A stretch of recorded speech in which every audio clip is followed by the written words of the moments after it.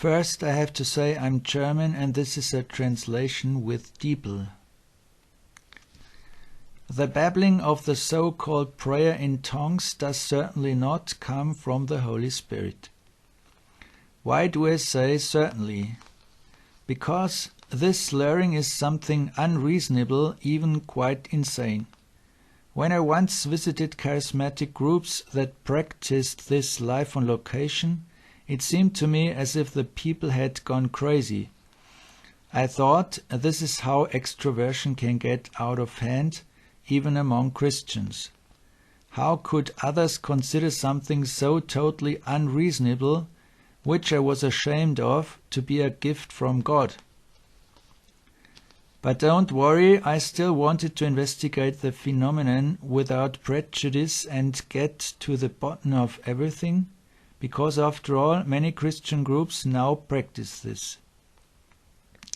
Perhaps I myself was the one who had something to learn, but as it turned out, I was not mistaken. An investigation of the phenomenon, which spilled over from the Pentecostal movement in the USA, revealed that this babbling is not intended by God, on the contrary.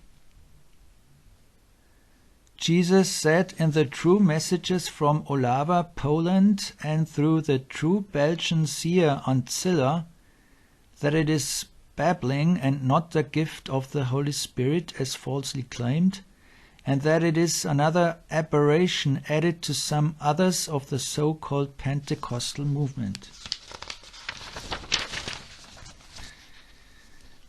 Why do so many still believe in it? First, because they go to charismatic groups.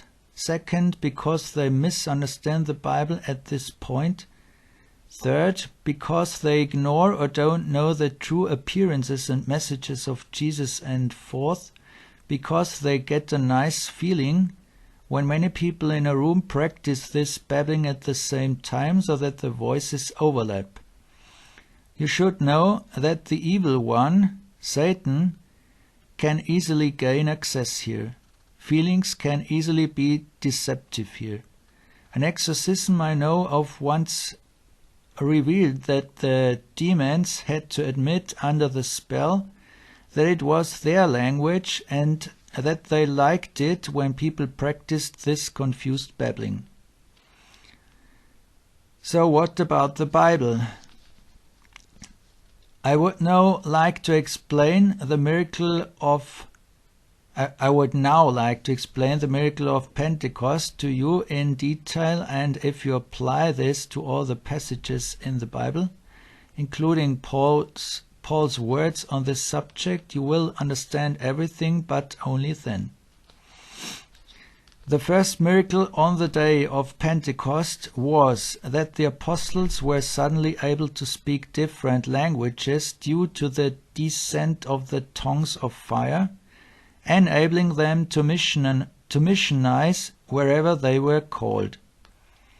The second miracle was the following. An apostle preached in one language, for example Peter, and all the listeners present of different nationalities and languages nevertheless heard it in their own languages. Saint Thomas Aquinas teaches that a miracle took place in the ears of the listeners, namely through the holy angels who transferred the words of the sermon on the way to their ears. They transformed the sermon into the various native languages of each listener. Now when Paul talks about some having the gift of languages and others the gift of interpretation, it means that it was a real language that needed to be translated. In the Middle Ages, translators were still called interpreters. Today we think of an interpreter as someone who interprets something, that means reproduces it, not necessarily as a direct translation. In any case, it was a real language, not a jumble of words, you know.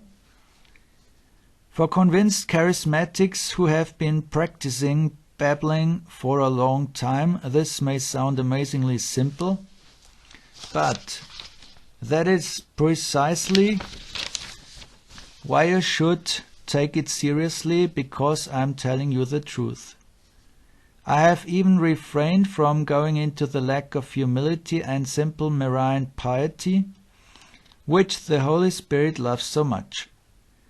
Where is it in this babble of tongues that nobody understands because it is a confused thing?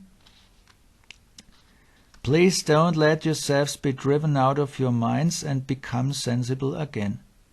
If you still have doubts, you will be given time to think and reflect, but rest assured, I have made the truth known to you. This gift of tongues, as the apostles had it, is only given in cases of a long and intensively completed journey of faith, if God is willing at all. So it is certainly not something you could learn in a course.